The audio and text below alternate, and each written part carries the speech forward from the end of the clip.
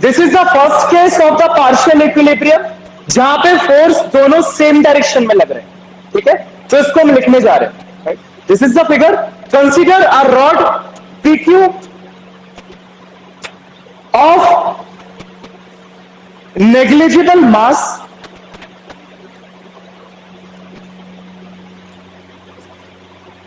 and length capital L and length capital L. Please repeat. Consider a rod PQ of negligible mass and length L, capital L, okay, full stop. Let two equal and parallel, words पे ध्यान दीजिए, equal and parallel forces X on the two ends,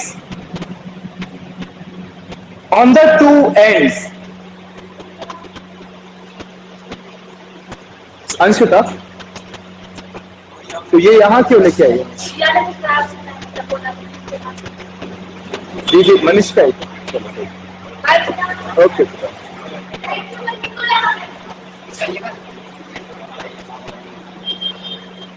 okay, so where were we? Two ends, full stop. Okay. So net force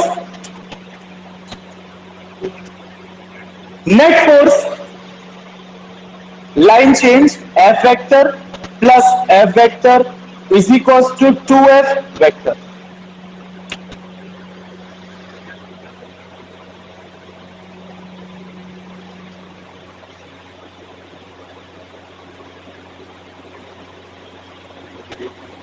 भैया इस case में 2F होगी। क्या हो गया बेटा? भैया फोर्स 2F होगी इस केस में। हाँ 2F लिखा ना, देखो 2F होगा, पहला केस है। Since net force is not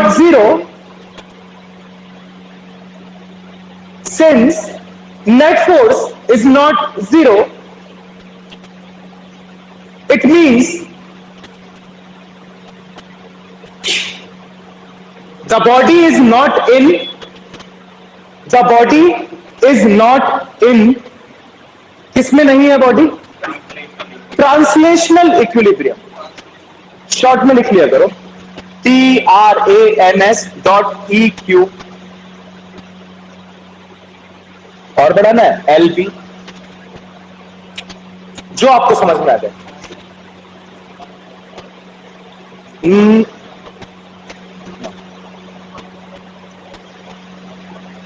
torque eight point T, torque eight point T about its midpoint R, किसके अक्रॉस निकाल रहे हो? R के।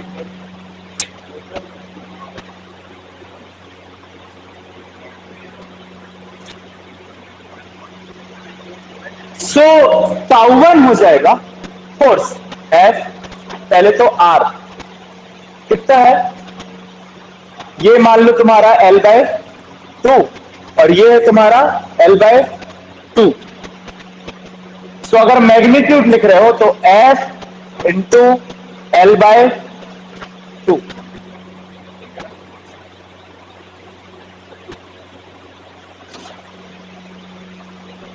फोर्स इंटू परपेंडिकुलर डिस्टेंस, ठीक। टॉर्क क्या होता है? Force into perpendicular distance. Similarly torque eight point Q, नहीं, एक मिनट, इसका डायरेक्शन भी लिखो, It tends, TENDS, tends to rotate the rod, it tends to rotate the rod. किस डायरेक्शन में रोटेट करने की कोशिश कर रहे हैं? Anti clockwise. Anti clockwise. Very good. It tends to rotate the rod anti-clockwise. Similarly, torque at point Q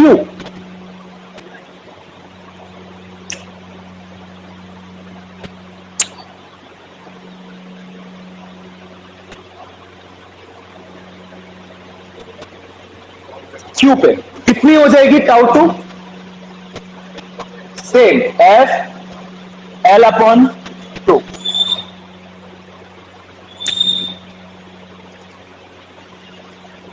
same लिख लो. क्लॉकवाइज एंटी क्लॉकवाइज की जगह क्या आ जाएगा? क्लॉकवाइज.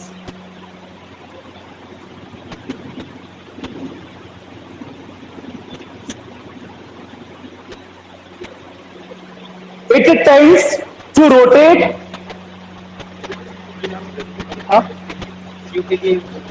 नहीं, पूरी लाइन लिखने की जरूरत नहीं. It tends to rotate the rod clockwise.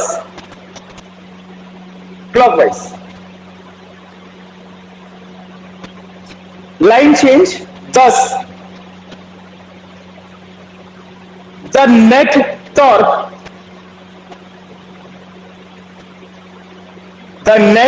torque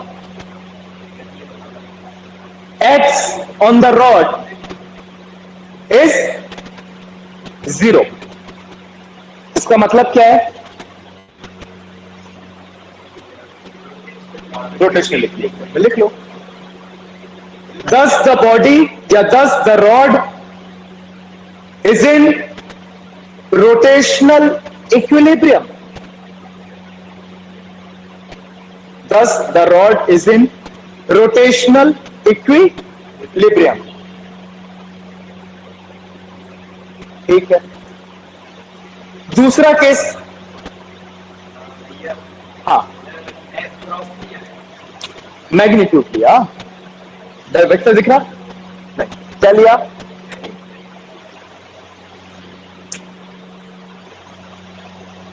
दूसरा केस. फिगर बना लो ऐसा.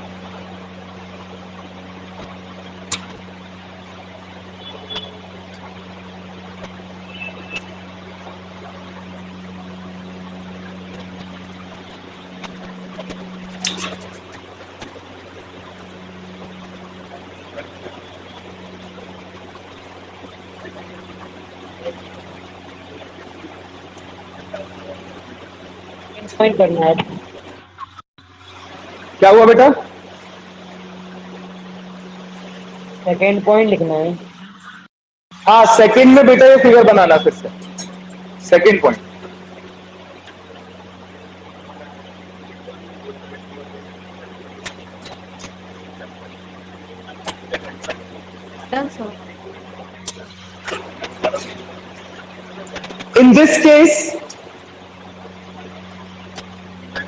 In this case, both the forces are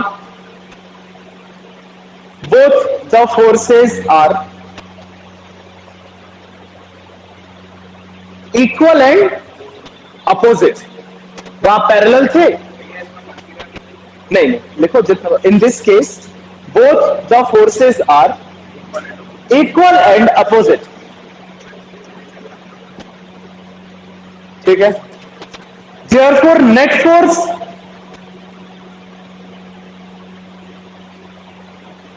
is F vector minus F vector.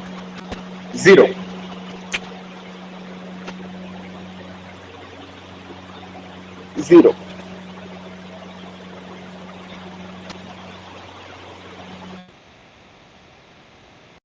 It means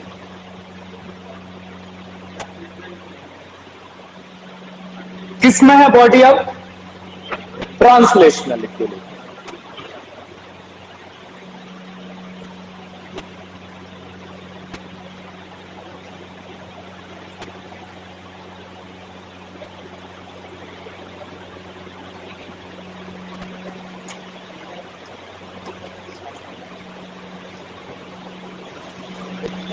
लिख लिया? Yes, sir. Since torque on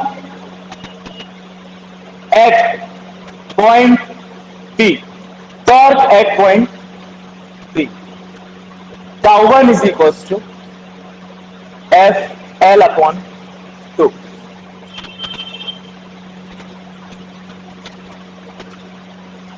Tends to rotate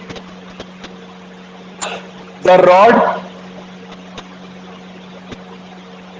anti-clockwise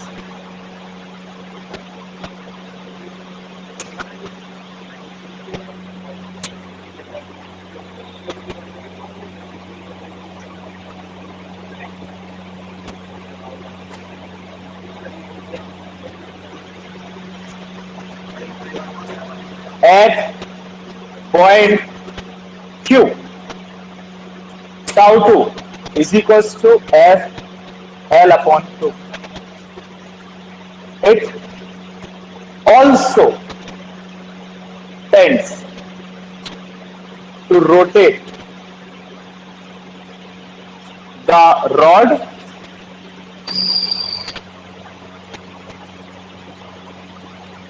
anti-clockwise.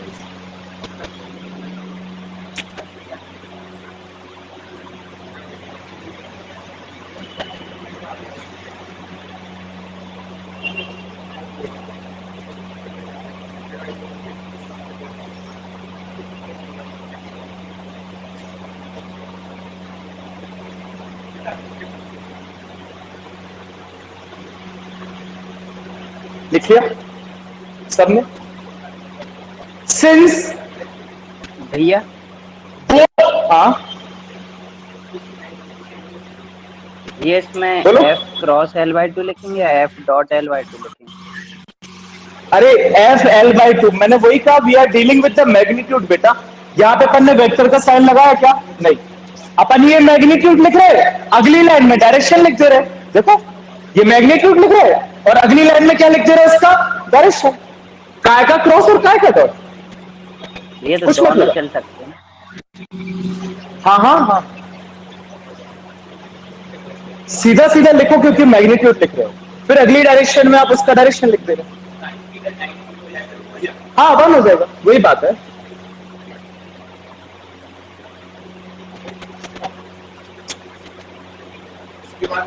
Since both the torques TORQUES, E के बाद S, torques act in the same sense,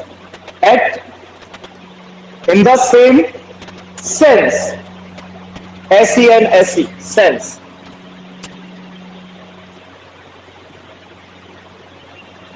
Full stop. It means the net torque is not zero,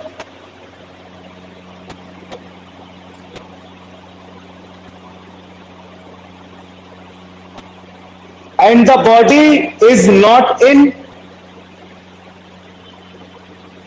and the body is, the net torque is not zero. Net torque zero नहीं है, and the body is not in rotational equilibrium.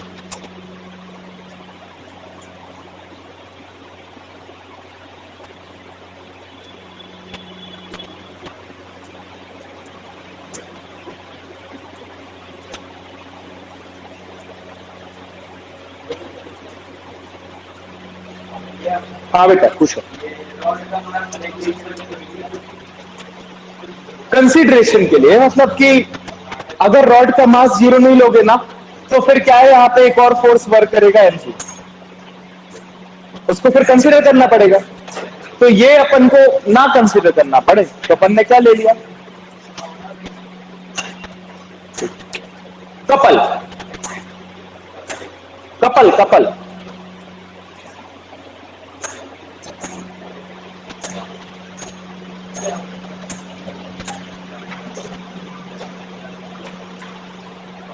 Couple क्या है, कोई बताएगा physics की language में? What is couple? Torque ही है couple. हाँ, किसी का पेयर। गुड गुड, अगर अपन मीनिंग में समझे तो पेयर।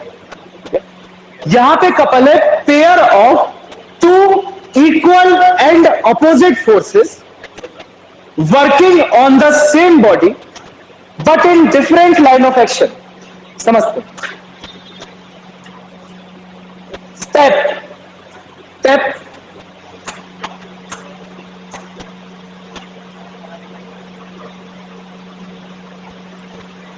ऐसा रहता ना टैप, एक पकड़ते हो यहां, दूसरा पकड़ते हो यहां, और क्या कर देते हो, घुमा देते हो।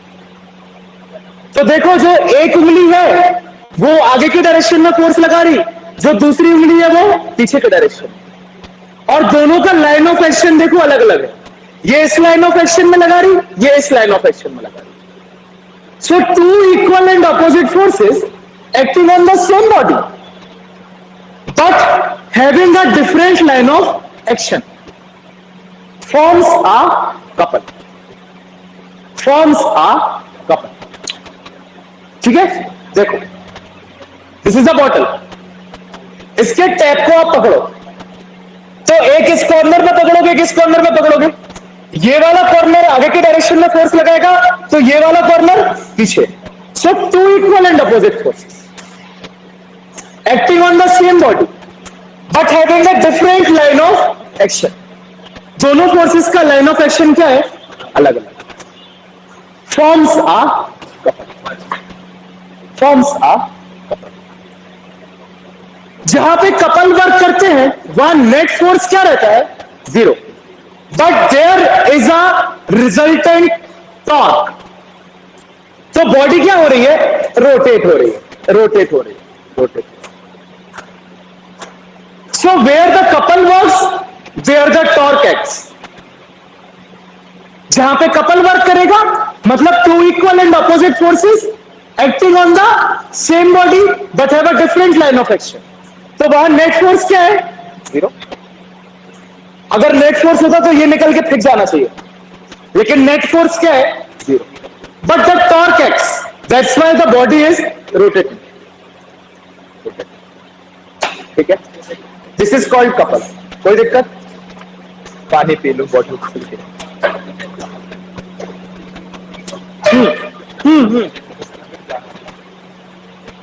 लिखो लिखो।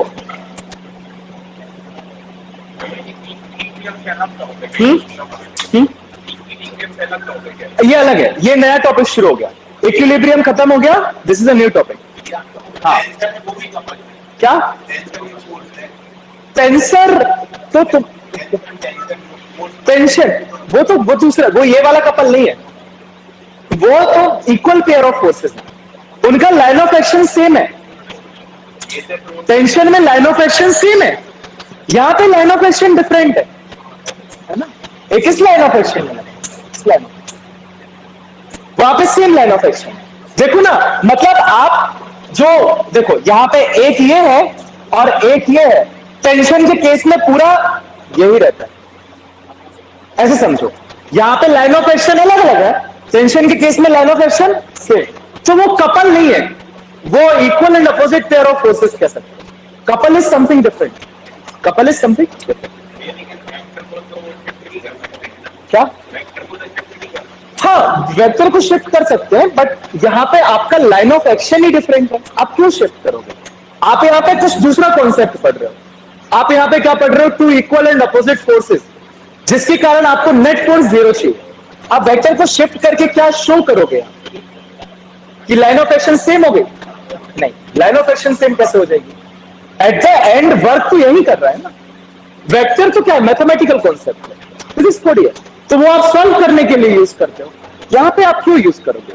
आपको जरूरत नहीं है उसको। आपको साफ साफ दिख रहा है आप इक्वल एंड अपोजिट फोर्सेस लगा रहे हो, तो आपका नेट फोर्स क्या है? बॉडी रोटेट कर रही है, मतलब क्या है, टॉर्क। इससे तो मैथमेटिक्स कर नहीं है।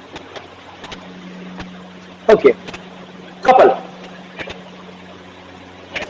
To equal and opposite forces है वही जो वहां रहती है, COUPLE, वहां मतलब टेंशन के केस में COUPLE,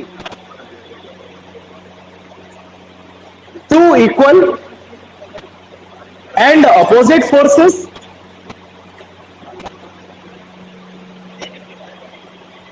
two equal and opposite forces acting on a body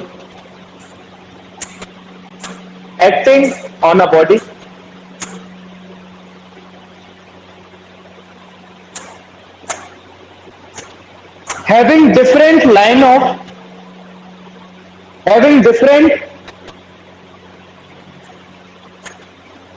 lines of action forms a couple, comma लगा के forms a couple. Example,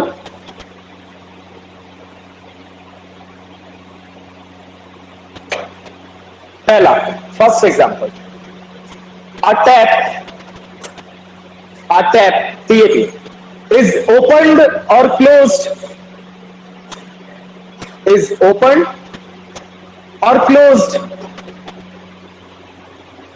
when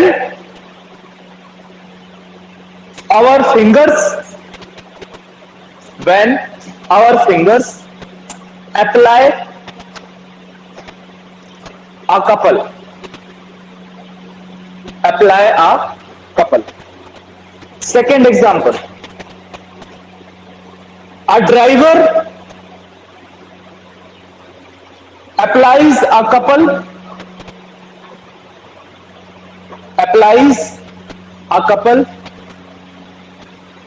with his hands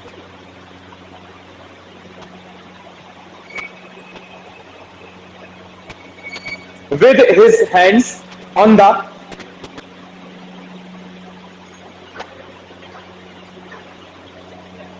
steering wheel, car का steering wheel, to turn the wheels.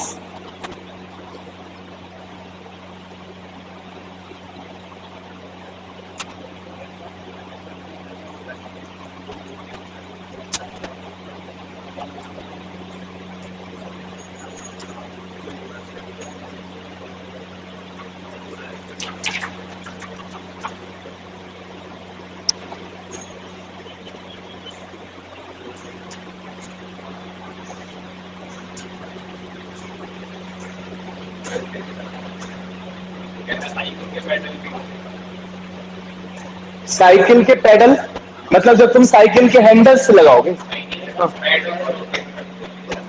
Pedal को rotate करते तो couple कहां लगाते?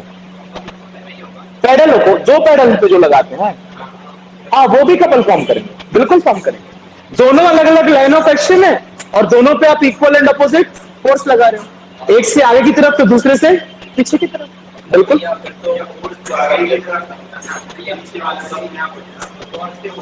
मान लो cycle को तुम खड़ा कर दो वो मेन स्टैंड पे, फिर घुमाओ तो चक्का क्या कर रहा है? Rotational motion. आपके पेडल्स क्या लगा रहे? कपल। अरे तो ठीक है, अरे हमने क्या कहा कि साइकिल को स्टैंड पे खड़ा कर दो, समझो, स्टैंड पे खड़ा कर दो, फिर आप घुमाओ उसको पैर से, तो जो फोर्स आप नीचे की तरफ लगा रहे हो आप उसमें mg को इंक्लूड कर रहे हो। What is the issue? वो दोनों पे ही रहेगा ना, नीचे की तरफ जाओगे तो दोनों पे वर्क करेगा। साइकिल का हैंडल वो भी इससे पीछे करते तो इससे आगे करते, इससे पीछे करते तो इससे आगे, दोनों का लाइन ऑफ एक्शन अलग अलग। जब भी रोटेट करेंगे तब कपल लगेगा, वही तो हमने कहा, जब भी टॉर्क लगेगा मतलब कपल। जहां कपल ऑफ फोर्सेस है वहां क्या है? ठीक है। और जैसे मान लो साइकिल आगे बढ़ रही तुम कह रहे, तो वहां पे जो है वो प्योर ट्रांसलेशनल है, प्योर रोटेशनल नहीं है ना, रोलिंग मोशन। हाँ, ट्रांस, उसको रोलिंग मोशन कहते हैं। तो उस केस में भी अगर तुम प्योर रोटेशन कंसीडर करोगे तो कपल तो रहेगा। हाँ,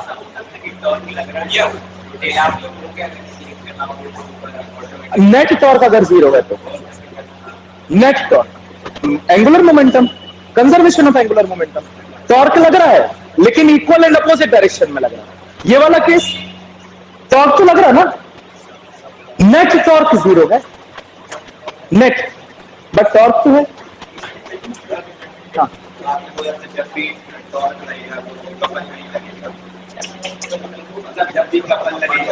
टॉर्क होगा। तो हमने कहा कि अगर कपल होगा तो भी टॉर्क होगा, सिंगल फोर्स में भी रहता है लेकिन अगर कपल होगा तो भी होगा टॉर्क।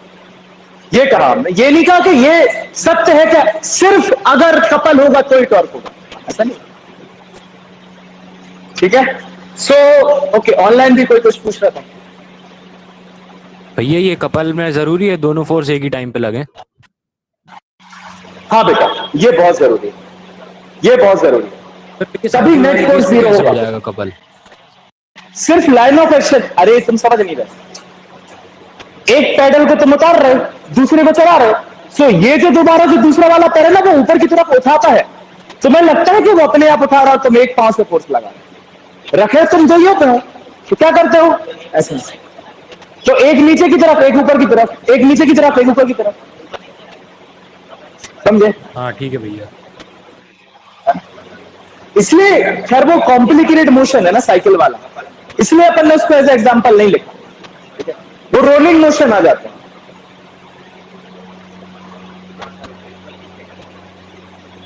ये क्यों फोन कर रहा है? ठीक है, principal of movements, principal of movements, new age, इसी के बाद ये सब अपन बेस बना रहे मूवमेंट ऑफ इनर्शिया का। प्रिंसिपल ऑफ मोमेंट्स, मोमेंट्स मतलब है टॉर्क का, बता रहे मोमेंट्स मतलब है टॉर्क का, इसलिए ये सारे टर्म आपको इंट्रोड्यूस कर रहे हैं कि मोमेंट ऑफ फोर्स क्या होता है, जिससे अब आप याद रखो, अभी जरूरी है, इसलिए आपको इंट्रोड्यूस किए जा रहे हैं।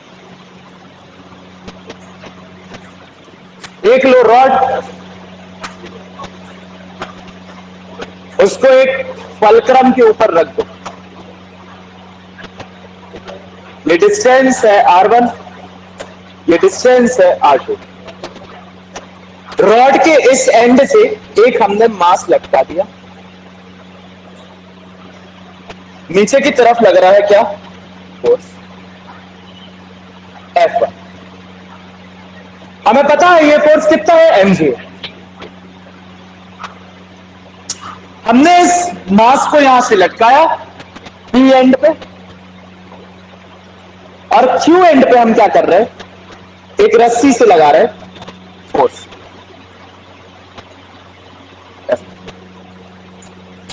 ठीक।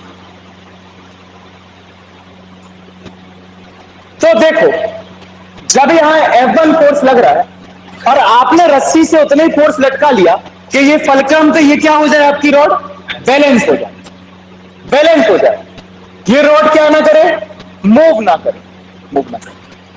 तो पहली बात तो देखो दोनों फोर्स एक ही डायरेक्शन में है, ठीक है, दोनों फोर्स एक ही डायरेक्शन में है, लेकिन आपने जितना मास लटकाया उतने ही फोर्स आपने रस्सी से यहां लगा दिया, तो ये बॉडी कहीं मूव तो नहीं कर रही, मतलब आपको दिख रही है ये बॉडी किस में है, ट्रांसलेशनल इक्विलिब्रियम में तो है। देखो ये केस थोड़ा सा कॉम्प्लिकेटेड है, आप इक्वल फोर्स लगा रहे हो लेकिन आप इसको किस पे रखे हुए हो, फुलक्रम पे, फुलक्रम। तो क्या है, हमने यहां से रस्सी से अगर तान रहे हैं अच्छे से, तो क्या हो रहा है कि बॉडी मूव नहीं कर रही, सो बॉडी किस पे है, ट्रांसलेशनल इक्विलिब्रियम पे। इसका हमें यूज नहीं है लेकिन हमने आपको बता दिया, क्योंकि जैसे ही डेरिवेशन खत्म होता और आप पूछते हैं मूव तो करनी रही, तो ट्रांसलेशनल इक्विलिब्रियम में हाँ है, हाँ यूज किसका है, देखो इस केस में जो टॉर्क लग रहा है τ1 वो लग रहा है F(r1), और इस केस में जो टॉर्क लग रहा है τ2 F2(r2), ठीक। ये रॉड इस फुलक्रम के ऊपर इस तरीके से बैलेंस है कि ये जो है ये बिल्कुल मूव नहीं कर रही, रोटेट भी नहीं कर रही। इसका मतलब ये दोनों टॉर्क एक दूसरे क्या है, इक्वल। इसको कहते हैं मूवमेंट ऑफ फोर्स।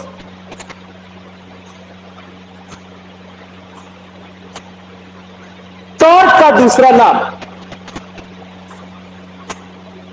टॉर्क का दूसरा नाम क्या है, movement of force. So F1 R1 is the moment of force. F2 R2 is the another moment of force. This moment of force try to rotate the body in the anti-clockwise direction. This moment of force try to rotate the body in the clockwise direction. However, rod is balanced. Rod move नहीं कर रही। इसका मतलब क्या है, this movement of force is equal to the this movement of force and this is called principle of. कौन सा वाला, ये कैसे, यहां से खींचोगे तो ये ऐसे को मुड़ेगी, फलक्रम तरह की है, यहां से मास लटकाया तो रॉड अंदर की तरफ घुसेगी। अगर ये रोटेट कर जाती तो ऐसी नहीं आती है ना, सीधी नहीं आती, सीधी नहीं आती।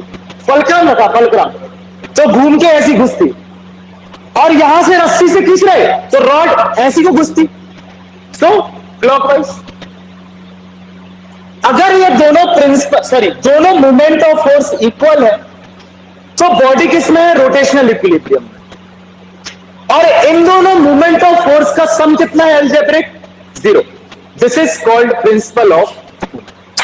अब डेफिनेशन से, according to principle of movements, the algebraic sum of all the movement of forces acting on the body is 0 and the body is in rotational equilibrium, and the body is in rotational equilibrium. According to principle of movement, क्या कहता है principle of movement, कि movement of forces, जितने भी movement of forces इस body पे work कर रहे हो उन सबका एल्जेब्रिक सम क्या होगा, 0 होगा, और बॉडी किसमें होगी, rotational equilibrium. This is called movement principle of. पुरानी चीज पढ़ी, कुछ नया नहीं पढ़ा, लेकिन नाम चेंज हो गए। टॉर्क को क्या कहने लगे, मूवमेंट ऑफ फोर्स कहने लगे, और रोटेशनल इक्विलिब्रियम को क्या कहने लगे, प्रिंसिपल ऑफ मूवमेंट्स कहने लगे। क्या कहने लगे, प्रिंसिपल ऑफ मूवमेंट्स। हमारा टॉर्क क्या कहने लगा, मूवमेंट ऑफ फोर्स।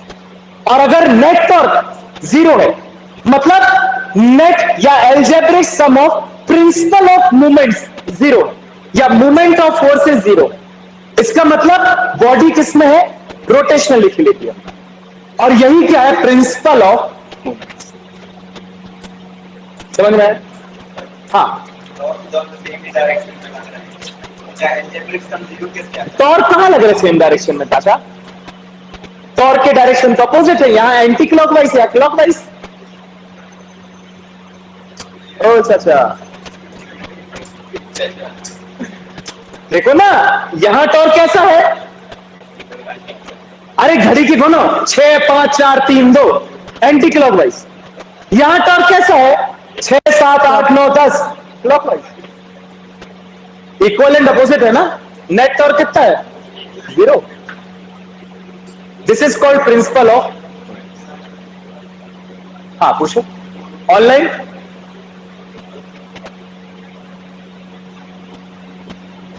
नहीं, शुड बी राइट। भैया हाँ बताओ बताओ। ये R1 R2 अलग अलग है ना? हाँ इसलिए तो आपने लगा क्यों, हाँ इक्वल नहीं, बिल्कुल इक्वल नहीं, आप कहीं भी ले सकते हो कल्पना, यही तो खासियत है।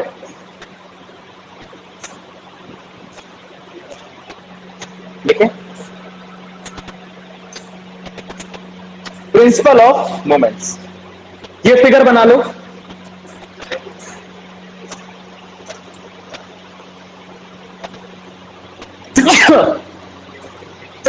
Sorry,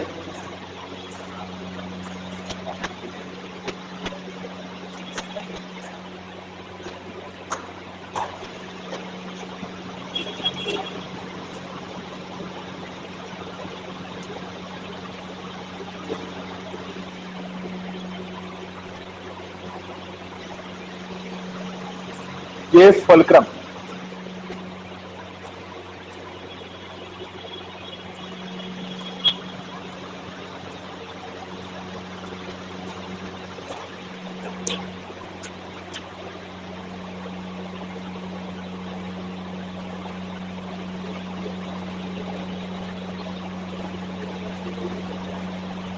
consider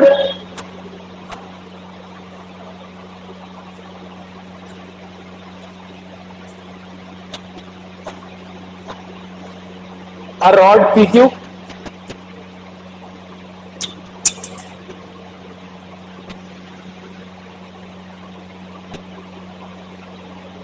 full stop. नहीं, pivoted at the fulcrum F, pivoted at the fulcrum.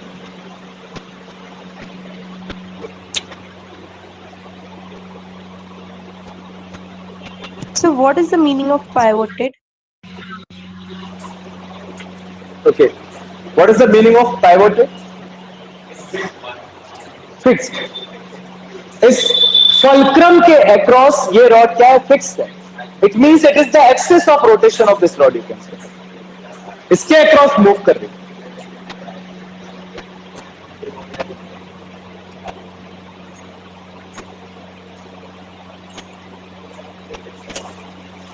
कहां तक लिखी हो? F. ठीक है. Let a body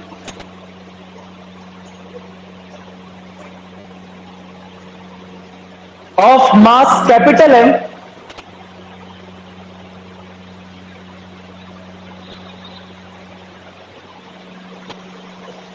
is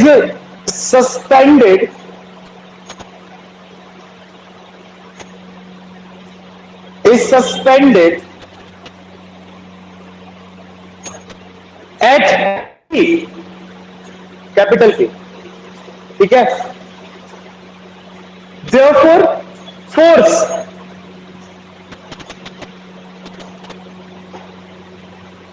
acts on P is F1. F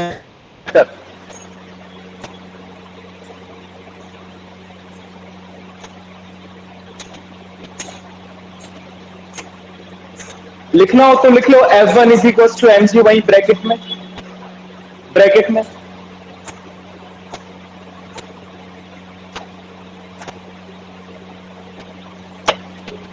another force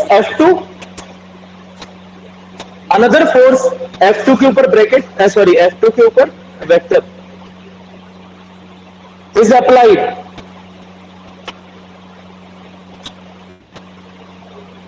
at the end Q,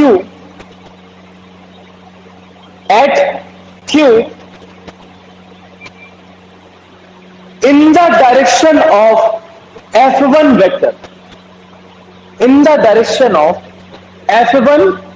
vector,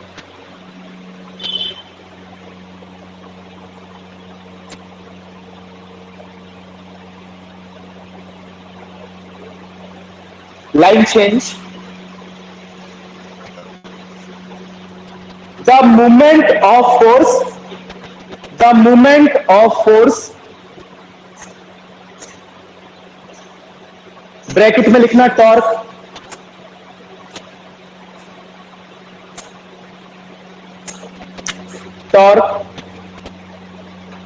at P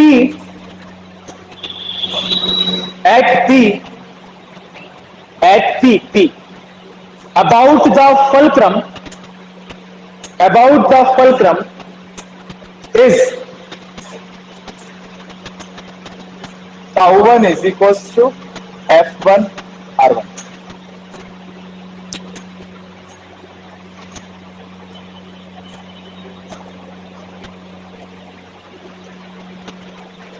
It tends to rotate, वही same line, it tends to rotate the rod anti-clockwise. It tends to rotate the rod anti-clockwise. ठीक है. Similarly, torque at Q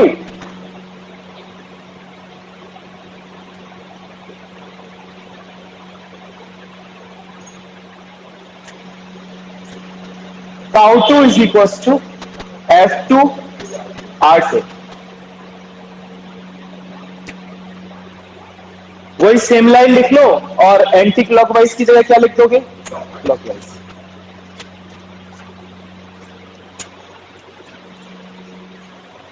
इस chapter के notes कितने pages के होंगे?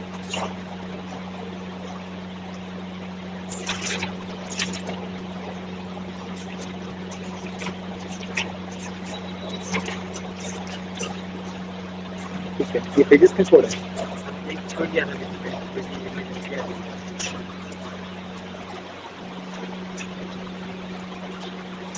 क्या लिखा? लिख लिया? Rotate the rod clockwise. However, line change. However,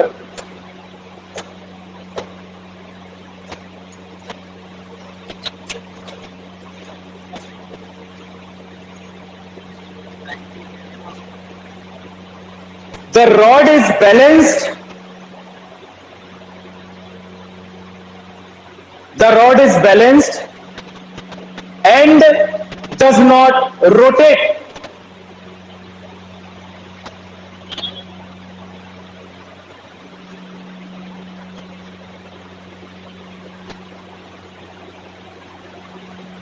Does not rotate.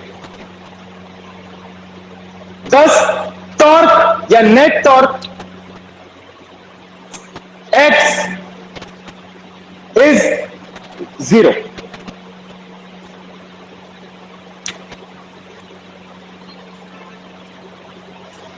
तो F1 R1 minus F2 R2 is equals to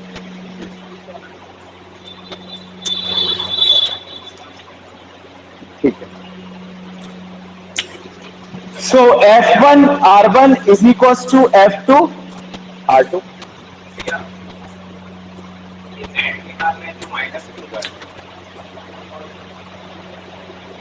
Because magnitude ले रहे हैं, डायरेक्शन नहीं ले रहे ना, वेक्टर ले रहे. F1 R1 is equals to F2 R2. These are called,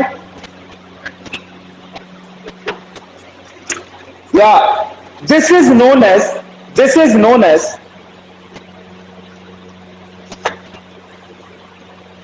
principle of moments.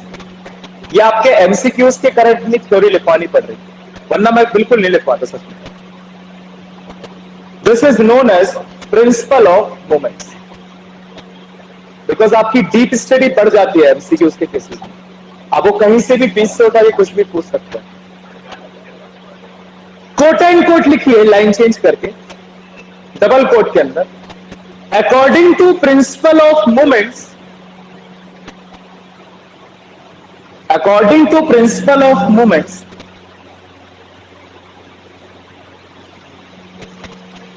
comma, a body will be in rotational equilibrium. A body will be in rotational equilibrium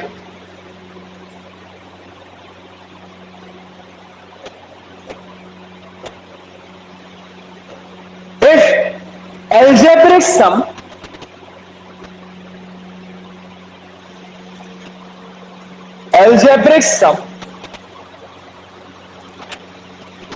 of the moments of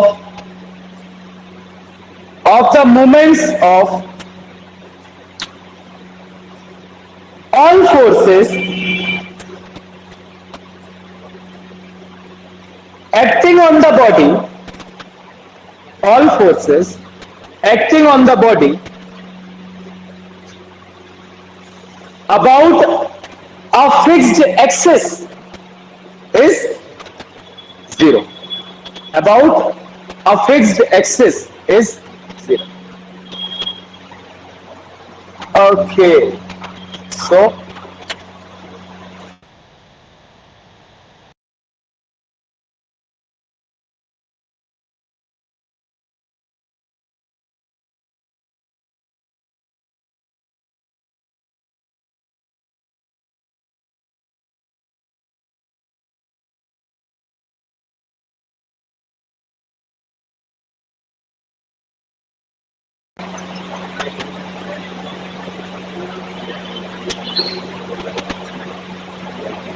okay, sorry वो गलती से mistake हो गया।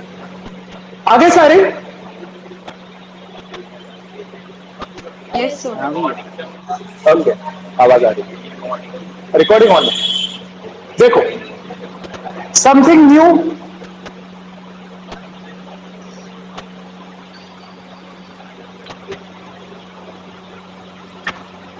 and something that you know. Heading is kinematics of rotational motion.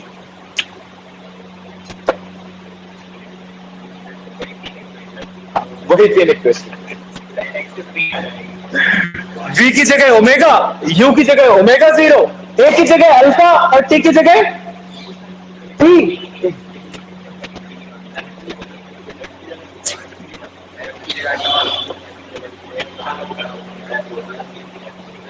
Let's do it. देखना, equation number 1 मैं करूंगा, बाकी तो आप करो, बहुत ज्यादा डिफिकल्ट है। इक्वेशन नंबर 1 है omega is equals to omega 0 plus alpha, v is equals to u plus v का rotational analog angular velocity, initial velocity का इनिशियल एंगुलर वेलोसिटी, एक्सेलरेशन का एंगुलर एक्सेलरेशन अल्फा। कैसे करते थे कैलकुलस से? Alpha is equals to d omega upon, so d omega is equals to alpha if t is equals to 0, omega is equals to omega 0, and t is equals to t, omega is equals to omega. Integrating both sides,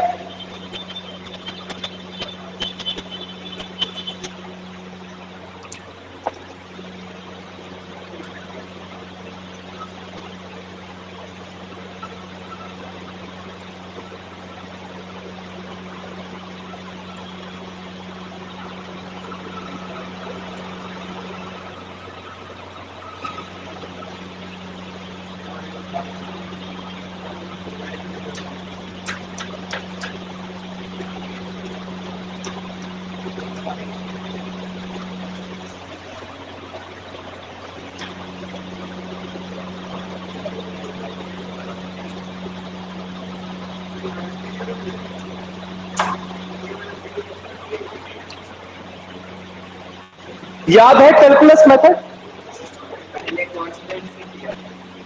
अब नहीं, कोई दिक्कत नहीं, अब तो और simple हो गया। अब तो कांस्टेंट ऑफ इंटीग्रेशन भी नहीं लेना, क्योंकि आपका डिफाइनाइट इंटीग्रल है। अब आपका डिफाइनाइट इंटीग्रल है, आपने लिमिट्स रख दी। काय का कांस्टेंट, काय का क्या, ये हो क्या? किसी भी स्टेप में किसी को कोई दिक्कत?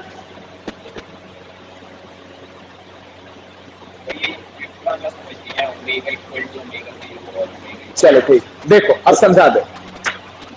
ये इक्वेशन प्रूफ करना है। सपोज बॉडी क्या कर रही है? रोटेट, ठीक है? बॉडी ने रोटेट करना चालू किया। इनिशियली बॉडी की वेलोसिटी है ओमेगा 0, जब टाइम कितना था? 0। बॉडी रोटेट करके पहुंची यहां पहुंचते ही बॉडी की जो वेलोसिटी हो गई वो हो गई क्या? ओमेगा। क्या हो गई? ओमेगा। बॉडी की वेलोसिटी ओमेगा हो गई। यहां टाइम कितना था? एक्सेलरेशन कितना किया बॉडी ने? अल्फा। एक्सीलरेशन कितना किया बॉडी ने? Alpha. Now show that omega is equals to omega 0 plus alpha t. ठीक, वी नो दैट अल्फा क्या होता है? डी ओमेगा अपॉन के t. We know that alpha क्या है? Change in the angular velocity. Acceleration क्या है? Change in the velocity. तो ये पार्ट वीडियो में से कट कर देना। तो अल्फा क्या है? Change in the angular velocity. Same जैसा करते थे किसमें? उस वाले मोशन इन स्ट्रेट लाइन में। टू कॉपी यहां करना। D omega is equal to alpha d t. क्या करना है? दोनों साइड इंटीग्रेट कर दो। इंटीग्रेट करोगे तो लिमिट तो रखनी पड़ेगी ना। तो ओमेगा की लिमिट क्या रखोगे? ओमेगा 0 से ओमेगा। इनिशियल वेलोसिटी कितनी थी? ओमेगा 0। फाइनल कितनी है? ओमेगा। टाइम की लिमिट क्या रखोगे? 0 से लेकर टी। बॉडी कहां से कहां मूव कर रही है? 0 से। एक्सेलरेशन क्या है? यूनिफॉर्म। कितना? अल्फा। तो कर दिया इंटीग्रेट। डी ओमेगा को ओमेगा 0 से ओमेगा, जीटी को 0 से अल्फा इज कांस्टेंट, तो बाहर आ गया। किया इंटीग्रेट। डी ओमेगा का इंटीग्रेशन ओमेगा, जीटी का integration upper limit minus omega minus omega 0, upper limit minus lower T minus 0 so alpha. कोई दिक्कत नहीं है? दिक्कत तो दूसरा करके बताओ।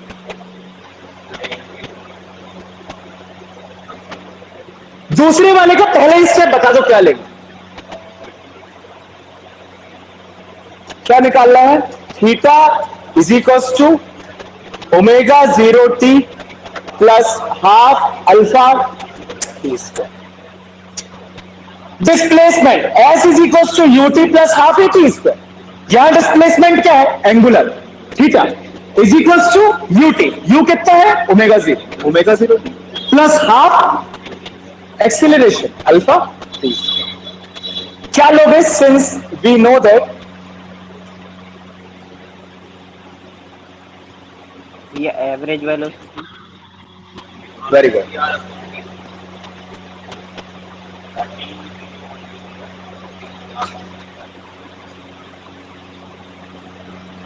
तो डी थीटा क्या हो जाएगा? ओमेगा। कर दो इंटीग्रेट। क्या वो नहीं रखना? अभी वो तीसरे में रखा जाता है। ये ग्राफिकल और कैलकुलस को मिक्स कर रहा है। D theta is equal to omega t. पहले रुको रुको रुको।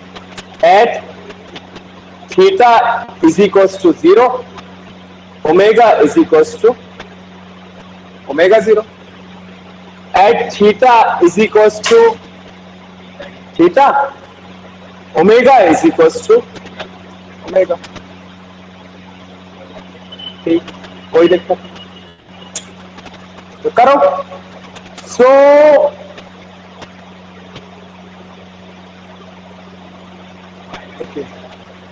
हमें क्या रीड करना है? Omega 0 plus alpha. हाँ, तो ओमेगा की जगह क्या लिखना पड़ेगा?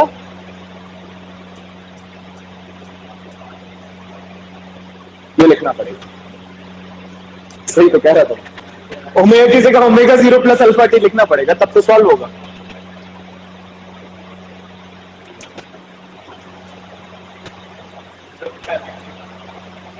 D theta is equal to omega किसके इक्वल है? Omega 0 plus alpha T.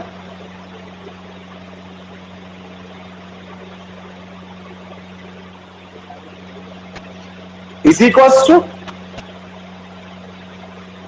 Omega 0 t plus alpha t d t.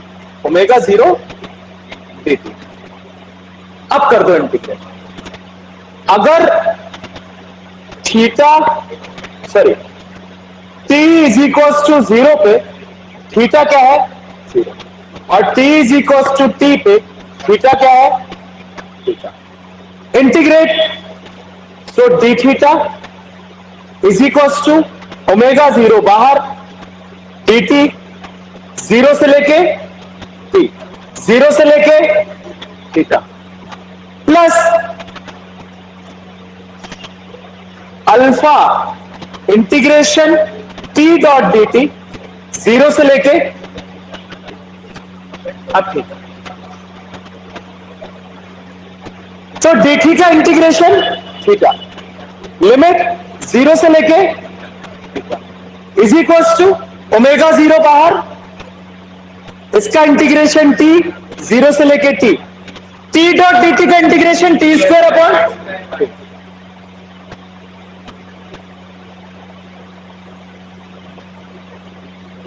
तो थीटा आ जाएगा omega 0 t plus half alpha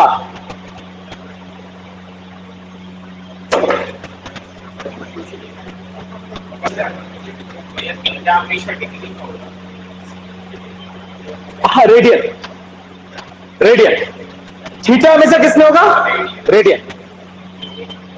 देखो आप ये क्या देख रहे हो, आप कैलकुलस का सेकंड इक्वेशन उठा के वहां से देख लो, सेम कॉपी है, सेम कॉपी है। Omega is equal to d theta by d t, तो डी थीटा क्या लिख सकते हो, ओमेगा डी टी। ओमेगा की जगह इक्वेशन नंबर 1 यूज करके यह लिख लो, omega is equal to omega 0 plus alpha t. देखो ना, ये ओमेगा 0 इससे हट जाएगा तो प्लस हो जाएगा, तो रख दिया, और साथ में डी टी अलग अलग मल्टीप्लाई कर दो, omega 0 d T plus alpha t d T, integrate कर दो, सो डी थीटा का इंटीग्रेशन आ जाएगा थीटा, ओमेगा 0 कांस्टेंट है बाहर, डी टी का integration T, so T plus alpha constant है बाहर, टी का integration t square upon 2, so T square upon, limit रख दो, आ जाएगा आंसर। ऑनलाइन किसी को कोई दिक्कत? No, sir.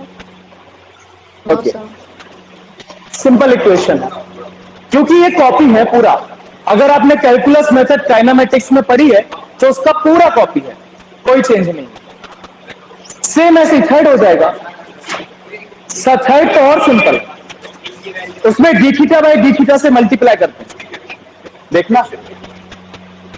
अरे ये नोट तो कर लो,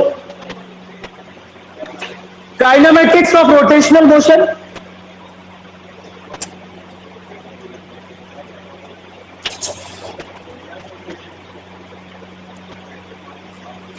डालो ए और ये वाला इक्वेशन ले,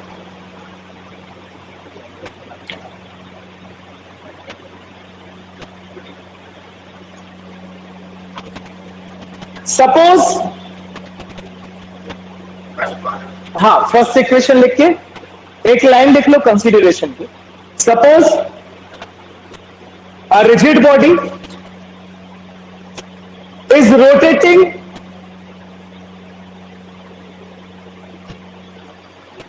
about a given axis, rotating about a given axis with uniform acceleration alpha, with uniform acceleration alpha, acceleration ही लिखेंगे, uniform angular acceleration, sorry, uniform angular acceleration alpha. We know that ये पूरा एंड तक,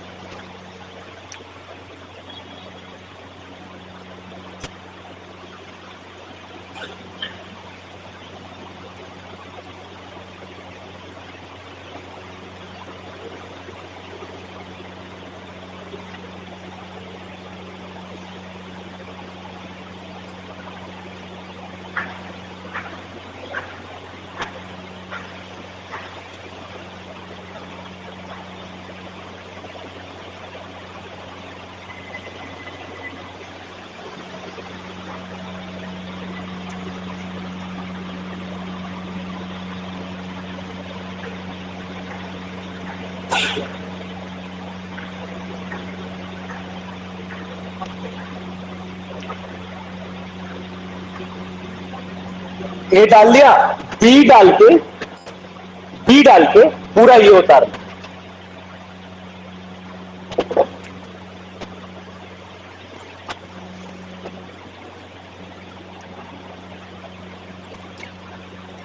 क्या लिखो लिखो।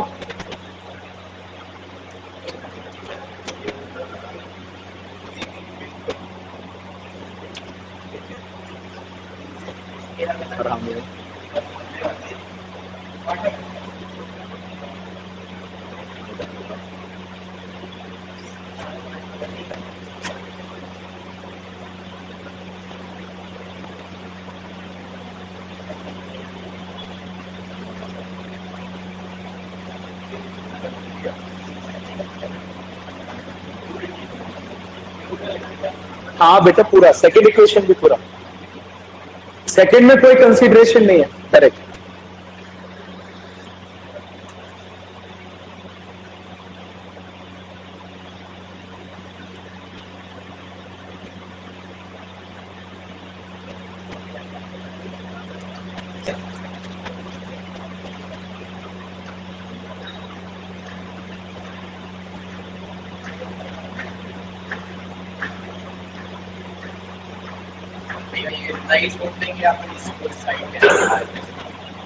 इतना भी छोड़ दोगे तो भी ठीक है। अगर एक और स्टेप लिखना लिख लो, omega is equals to omega 0 plus alpha t.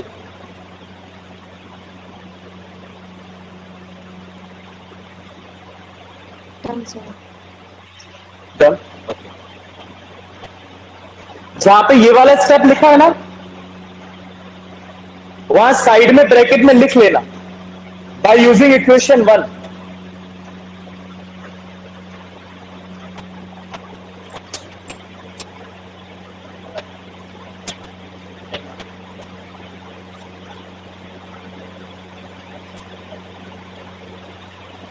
ठीक है,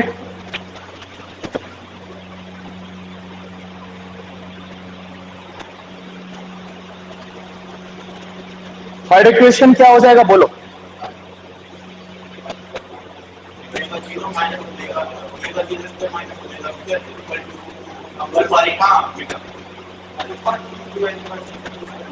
ओमेगा स्क्वायर माइनस ओमेगा 0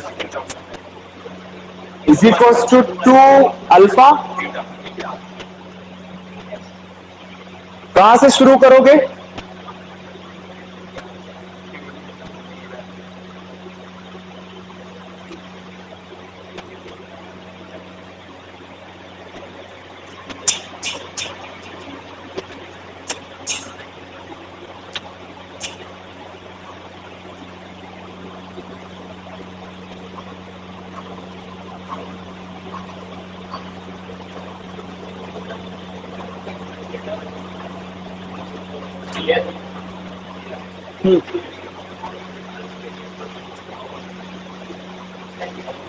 वो तो मैं पता ही है, alpha is equals to d omega upon d T.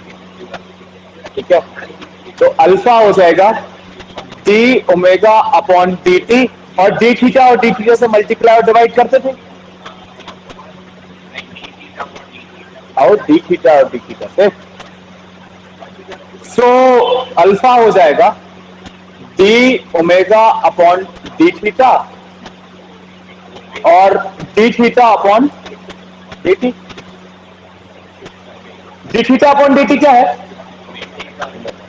एक डी थीटा को यहां ले आओ, तो alpha dot d theta is equals to omega dot d omega,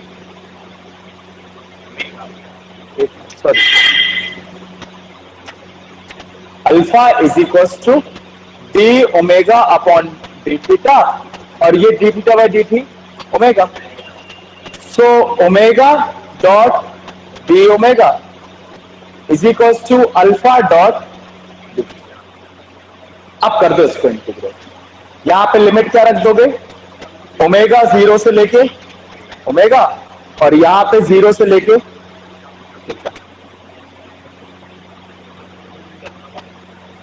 वहां पे क्या करते थे? dx अपॉन dx से नहीं मल्टीप्लाई डिवाइड करते थे, तो एक तो बना लेते, सेम, कोई चेंज नहीं है।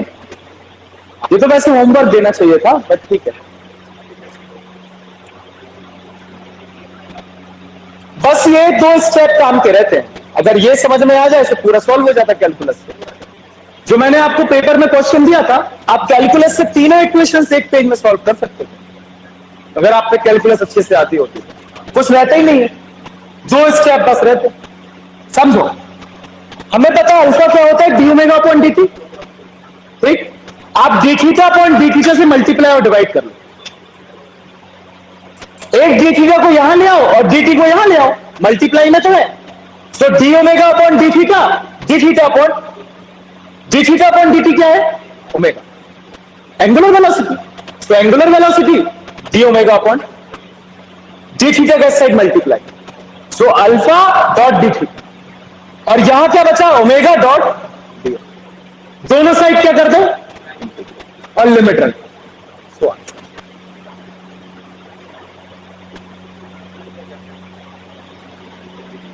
इसको ऐसे इतना डायरेक्ट भी मत लिखना, ठीक है।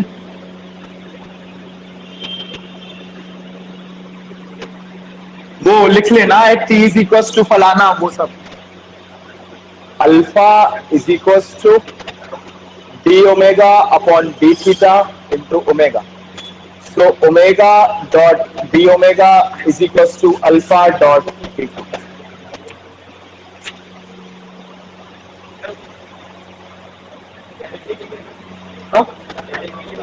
हाँ, डायरेक्ट कोई कंसिडरेशन वगैरह। एट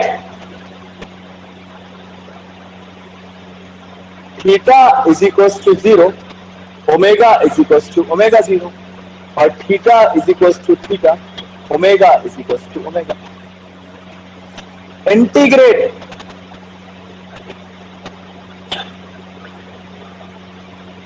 इंटीग्रेशन ऑफ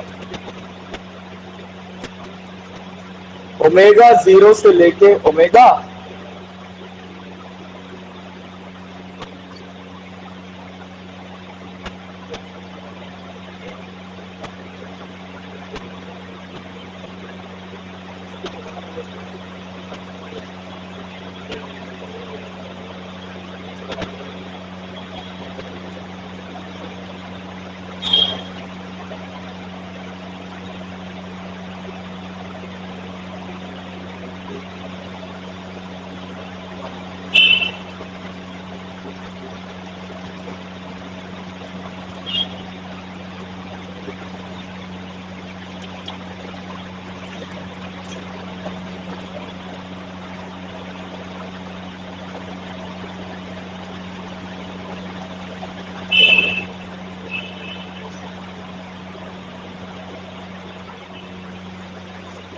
कर लिया, कॉपी कर गई तुम्हारी तो हमें का दनाए जा वाली और बा वाली।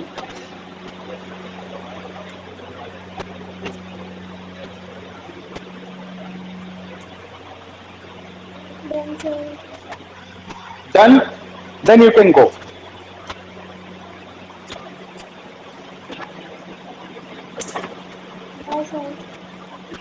बाय बेटा। कल मोमेंट ऑफ इनर्शिया शुरू होते ही खत्म। Can you please move? Of course I can move. ऐसे गुस्से से बोलोगे तो होने ही पड़ेगा। हाँ? कल की छुट्टी क्या करोगे, छुट्टी पढ़ लो। समोसा जलेबी सुबह से खा लेंगे, क्लास शाम को कर लेंगे।